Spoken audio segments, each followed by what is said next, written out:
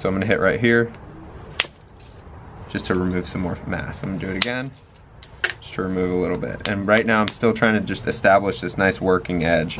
Now I just removed flakes here, so what I'm gonna do is I still have some of the square edge, so I'm gonna trim this edge up without, I'm gonna pinch the edge really hard and hit straight down. I still stepped it or hinged it.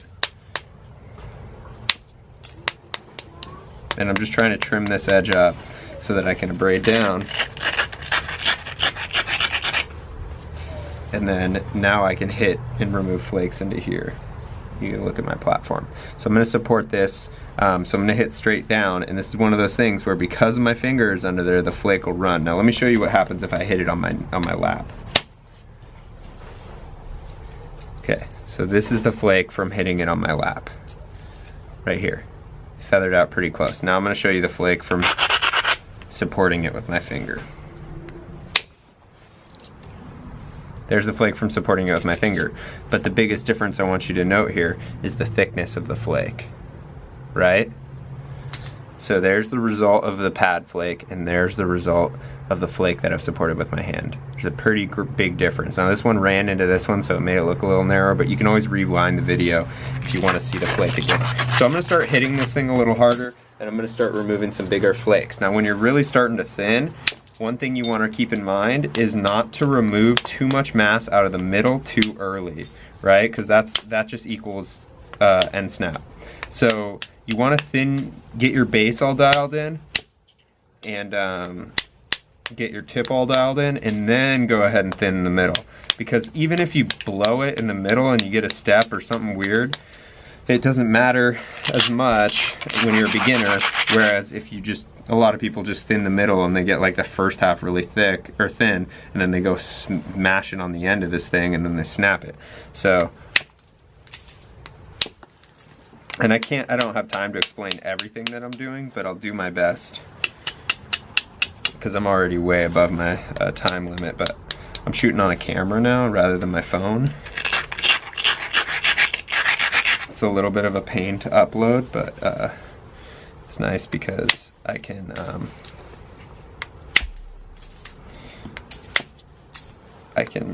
edit the video a little bit. So when I say too much stupid junk, I can cut it out.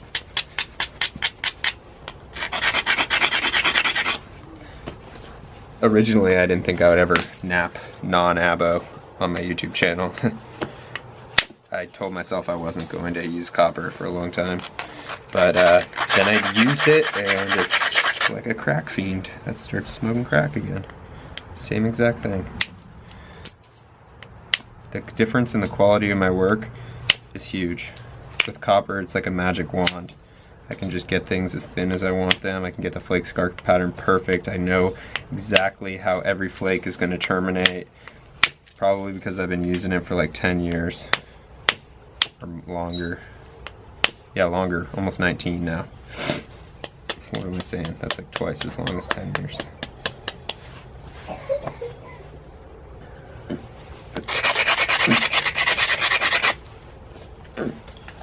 See what we can get done with this a little bit. Or I'll go with my handmade billet.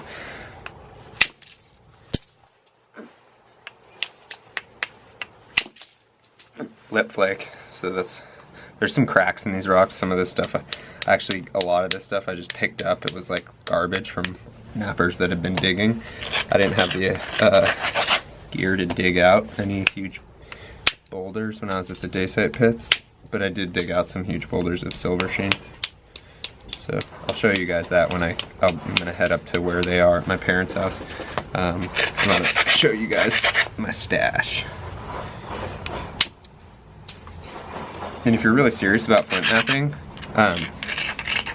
go get a ton of rocks. Now, if you live somewhere where there isn't rock, which those places don't exist, there's always rock, but the best place for a beginner to live would be in Northern California, I would say.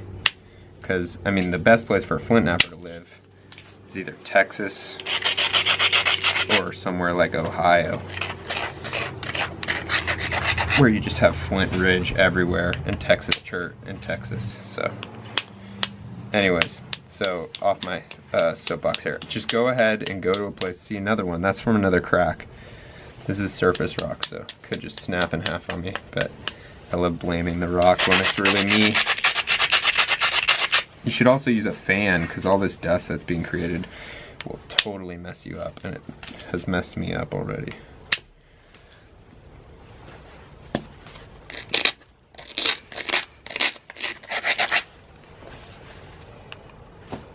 I'm gonna pause this, come back. All right, see if the SD card fills up. Just hate that billet. There we go.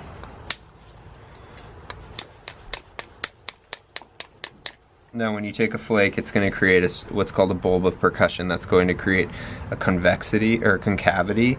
So what you have to do is once you've taken your flake, you have to trim it up. What that does is gets rid of that concavity.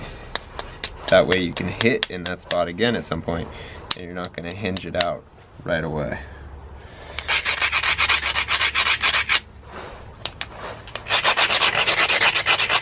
And if you're into just look what's below me. That's why you don't want to drop your piece.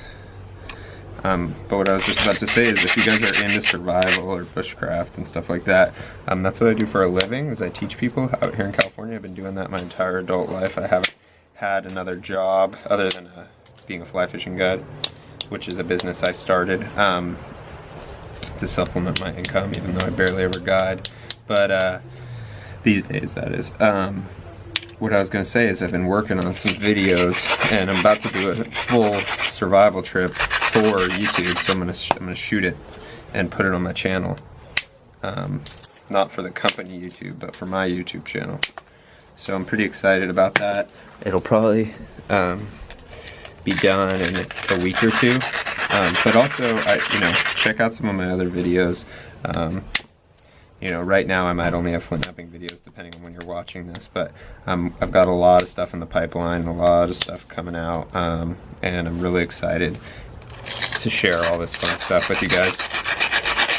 My passion is not just flint knapping, and I'm not just good at flint knapping. In fact, I'm a lot better at other things than flint knapping. I would consider myself a little bit better than average flint knapper. But that's considering that's keeping people like Marty Reuter and Greg Nunn into consideration here, who are just absolute killers. Ooh, that didn't work out too good. Let's try that again. And both of those guys wouldn't even bother watching this crap that I'm doing right now, which is with copper.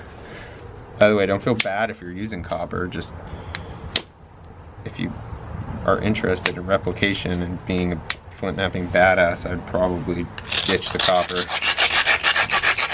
But there's plenty of really good knappers who use copper. I'm just a primitive skills instructor, so it kind of goes against what I do. I'm supposed to be out here naked and afraid. Just kidding. But not using. Look at this. See that dust? I don't know if that's going to show up, but that is going in my lungs. And this thing's not getting very thin. I'm not abrading it well enough. I'm not building my edges right. So right now, I'm at a stage where I'm going to start removing some huge thinning flakes, like really thick flakes. And I'm going to try and get them to overshoot or get edge-to-edge flaking on some of these percussion flakes. And this is what I like to do. So rather than just going balls out right away and just thinning like a maniac, I like to set my piece up so that it's like a preform, right? Like if you're going to pressure flake, get the edges all dialed in so that they're all nice and consistent and sinuous. I don't know what that, I think that just means wavy, but anyways, it's what a lot of technical flint knappers say, so I'm gonna just talk like I know what I'm talking about. So anyways, get your edges all dialed in and all set up, and basically get your edges all dialed, and then go ahead and set up your passes, right? Turn your edge.